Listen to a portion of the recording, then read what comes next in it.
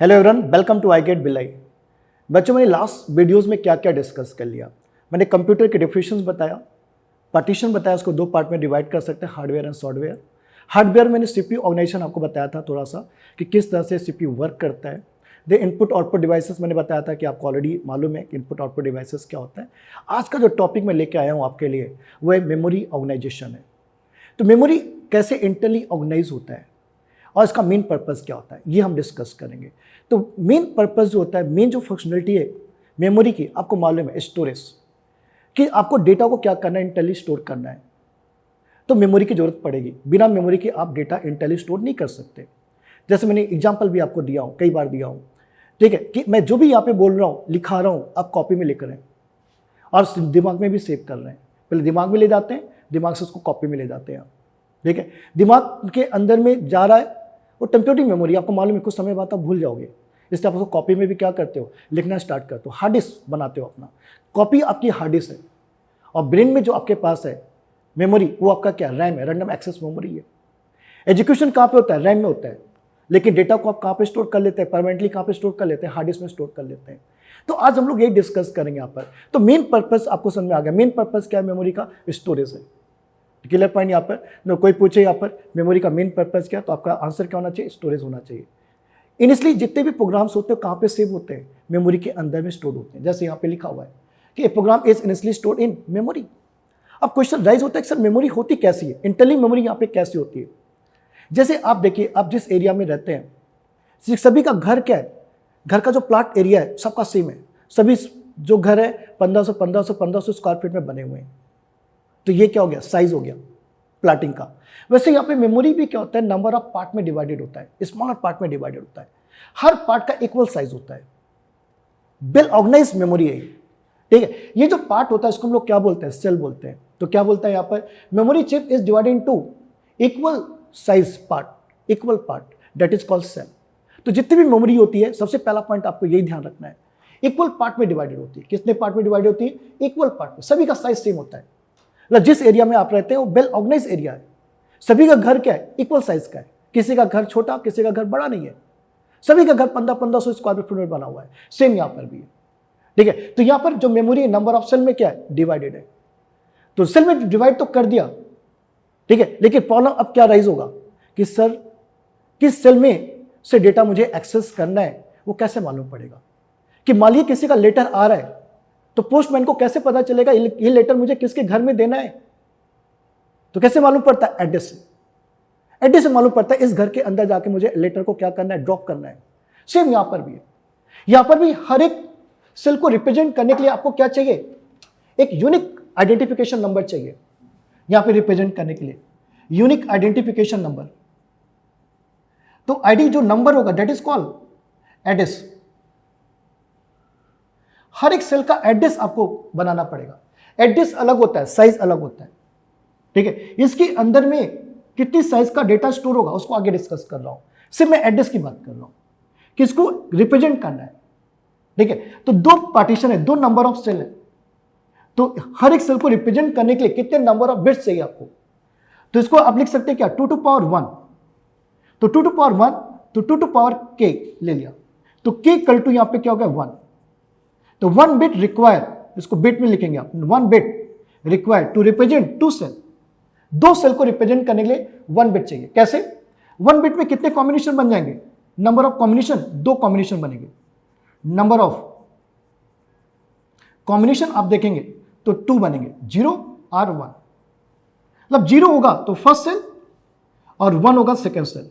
तो ये हो गया इसका एड्रेस, ठीक है। इस एड्रेस के थ्रू आप आइडेंटिफाई कर सकते हैं किस सेल में आपको जाना है। सिमिलरली यदि नंबर ऑफ सेल इंक्रीज कर दिया जाए, 4 कर दिया जाए, तो 2 to the power 2 हो जाए, तो 2 to the power 2, 2 to the power k।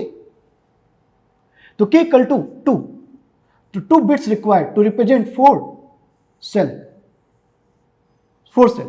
तो इसका जो एड्रेस बिट आएगा, एड्रेस बिट यहां पे क्या आएगा, 0 0 0 1 1 0 1 1। 4 कॉम्बिनेशन बन जाते हैं, आपको मालूम है, 2 बिट से। तो देखिए सभी का एड्रेस रिपीट नहीं होता कभी भी।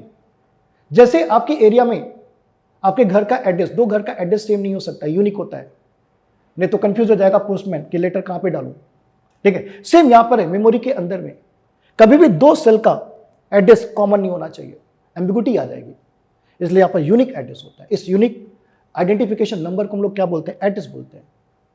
इसके अंदर में क्या स्टोर होगा, मेमोरी के अंदर में क्या होगा, मेमोरी के अंदर में आपको मालूम है या तो इंस्ट्रक्शन होगा या तो क्या स्टोर होगा, डेटा स्टोर होगा। सिमिलरली नंबर ऑफ सेल और इंक्रीज कर दिया, मैंने 8 कर दिया, तो 8 सेल को रिप्रेजेंट करने के लिए कितने बिट चाहिए आपको, 2 to power 3, 2 to power k, तो k इक्वल टू यहां पे क्या लेंगे आप, 3 bits, k equal to compare कर लीजिए 3 bits required to represent 8 cell.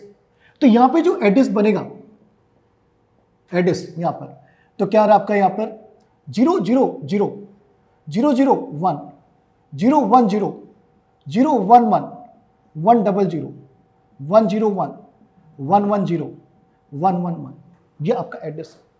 Clear point यहां पे समझ में आ सभी को। तो देखिए यहां पर 2 सेल थे तो 1 बिट लगा, 4 सेल थे तो 2 बिट यूज हुआ, और 8 सेल हुआ तो यहां पे कितने बिट यूज हो गए, 3 बिट यूज हो गए। मतलब कंक्लूजन क्या आ रहा है, कंक्लूजन यहां पे ये आ रहा है कि नंबर ऑफ सेल इंक्रीज होगा तो एड्रेस बिट भी आपका क्या होगा, इंक्रीज होगा। ठीक है, मतलब आपका जो नंबर ऑफ सेल है इंक्रीज हो रहा है तो एड्रेस बिट भी क्या होगा, एड्रेस बिट भी आपका क्या होगा, इंक्रीज करेगा। क्लियर पॉइंट यहां पे समझ आ रहा पॉइंट यहां पे सबको।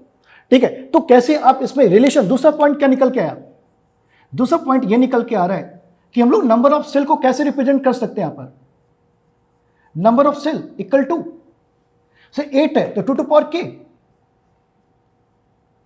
2 to power k, 3 था यहां पे 8 सेल था 2 to power 3, k लिख दिया यहां पर, k इक्वल टू 3। यहां पे 4 सेल थे तो 2 to power 2, 2 सेल थे तो 2 to power 1। सिमिलरली इसको हम लोग लिख सकते हैं 2 to power k। तो यहां पे k क्या रिप्रेजेंट कर रहा है, तो where k equal to number of address bit required, number of address bits required to represent all cell, कि सभी सेल को रिप्रेजेंट करने के लिए कितने नंबर ऑफ बिट एड्रेस चाहिए आपको। क्लियर पॉइंट यहां पे, या इसको आप इस तरह से भी निकाल सकते हैं यहां पे, मतलब थर्ड पॉइंट, या आपको के निकालना है तो इस तरह से भी निकाल सकते हैं, log base 2 number of cell. ठीक है, number of cell. Clear point यहां पे, लेकिन यहां पे ध्यान रखेंगे यहां पर क्योंकि बाइनरी फॉर्म में रहता है ना, तो सेल फंक्शन यूज करिए। क्यों, अभी तो मल्टीपल ऑफ 2 में है, तो 2 है 2 to power 2, 4 है तो 2 to power 3 हो गया। लेकिन मान लो 100 नंबर ऑफ सेल है तो भी कितने बिट लगेंगे आपको, 100 नंबर ऑफ सेल है, मल्टीपल ऑफ 2 में नहीं है, तो कैसे डिसाइड करोगे आप। तो देखिए यहाँ पर 6 बिट तक जाएंगे आप तो 64 कॉम्बिनेशन बन पाएंगे।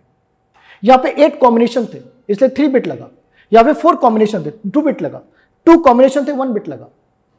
तो 100 को रिप्रेजेंट करने के लिए कितने बिट चाहिए आपको, ठीक है, तो 6 बिट लेते हैं तो 64 कॉम्बिनेशन बना पाएंगे तो कम पड़ेगा, तो इसलिए 1 बिट और इंक्रीज करना पड़ेगा 7। ठीक है, तो 7 बिट से कितने कॉम्बिनेशन बनेंगे, 2 to power 7 128।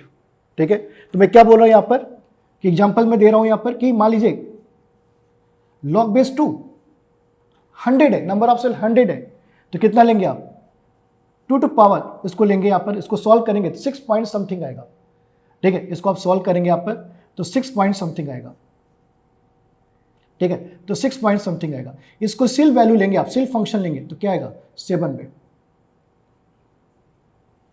मिनिमम 7 बिट चाहिए, मिनिमम, मैक्सिमम नहीं, मिनिमम, मैक्सिमम तो आप कितना भी ले लो फ्यूचर यूज के लिए, लेकिन मिनिमम 7 बिट चाहिए क्योंकि 6 बिट अनसफिशिएंट है 100 नंबर ऑफ सेल को रिप्रेजेंट करने के लिए, इसलिए सिल फंक्शन यहाँ पे यूज होता है।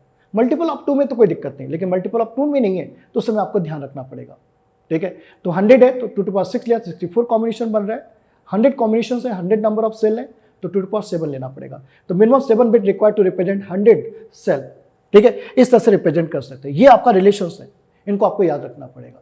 तो की यहाँ पे क्या इंडिकेट कर रहा है, तो की यहाँ पे इंडिकेट कर रहा है address bit, address bit, A for address, bits equal to क्या ले रहे हैं हम लोग के, इसको ध्यान रखिए। और के कैसे आप फाइंड करेंगे, फिर से एक बार देख लीजिए आप, सील log base 2 क्या लेंगे, नंबर ऑफ सेल, इस तरह से आप फाइंड कर सकते हैं नंबर ऑफ सेल।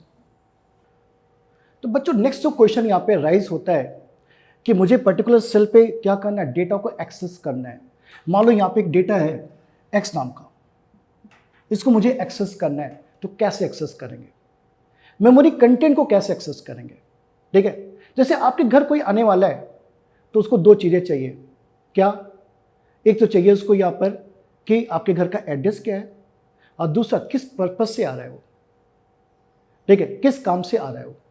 दो चीजें यहां पर है, दो चीजें हमेशा चाहिए। सिमिलरली यहां पर भी है, सिमिलरली यहां पर भी है, क्या लिखा है यहां पर, to access memory content there is a need of address along with control signal. ठीक है, तो यहां पे क्या बोलता है, जो मेमोरी रिक्वेस्ट, इसी को बोलते हैं that is called memory request. जब मेमोरी रिक्वेस्ट होगी, ठीक है, तो memory request contain two part, इसको क्या बोलेंगे आप, memory request contain two field. First field address where data is present, where data is present, कि आपका डेटा कहां पे प्रेजेंट है। ठीक है, एड्रेस चाहिए। एड्रेस के बाद सेकेंड फील्ड क्या चाहिए आपको यहां पर, सेकेंड फील्ड बोलता है control signal. Control signal, control signal का मतलब हो गया पर्पस, कि ये जो एड्रेस पे आप जा रहे हैं उस एड्रेस से डेटा रीड करेंगे या उस एड्रेस पे डेटा आप क्या करोगे, राइट करोगे। तो यहां पे क्या हो गया आपका पर्पस, कि पर्पस क्या है आपका, purpose means perform read operation और परफॉर्म राइट ऑपरेशन, कि डेटा को आप रीड करेंगे या डेटा को आप राइट करेंगे। ठीक है, क्लियर पॉइंट यहाँ पे। तो ये सबसे इंपॉर्टेंट पॉइंट है जिसको आप बोलते हैं मेमोरी रेफरेंस। ठीक है, या आप बोलते हैं यहाँ पर मेमोरी रिक्वेस्ट।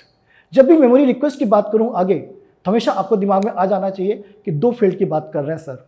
पहला फील्ड एड्रेस चाहिए हमें मेमोरी रिक्वेस्ट के लिए, और दूसरा कि रीड करना है या राइट करना है। सिर्फ एड्रेस से काम नहीं बनेगा, ठीक है, सिर्फ एड्रेस से काम नहीं बनेगा, दो चीजें आपके पास होनी चाहिए, तभी आप डेटा को प्रॉपर्ली क्या कर पाएंगे, एक्सेस कर पाएंगे, अदरवाइज नहीं कर पाएंगे। एड्रेस है, एड्रेस से आप पहुंच गए सेल के पास, लेकिन आपके पास रीड राइट ऑपरेशन नहीं है, मीन्स कंट्रोल सिग्नल नहीं है, तो आप क्या हुआ, वहां पे जाके खड़े हैं, लेकिन डेटा रीड या राइट नहीं कर पाएंगे। तो आपको मालूम है एड्रेस किससे आएगा, यहाँ पे क्या सा बस यूज होता है, तो कौन सी बसेस यूज होगी यहाँ पर, एड्रेस बस। और कंट्रोल सिग्नल क्या यूज होता है, कंट्रोल बस यूज होता है, दोनों का बस अलग है। ठीक है, तो एड्रेस बस से एड्रेस आएगा और कंट्रोल बस से क्या आएगा आपका, कंट्रोल सिग्नल आएगा। रीड या राइट ऑपरेशन क्या करेगा, डिसाइड करेगा। यहाँ पर क्लियर होगा पॉइंट।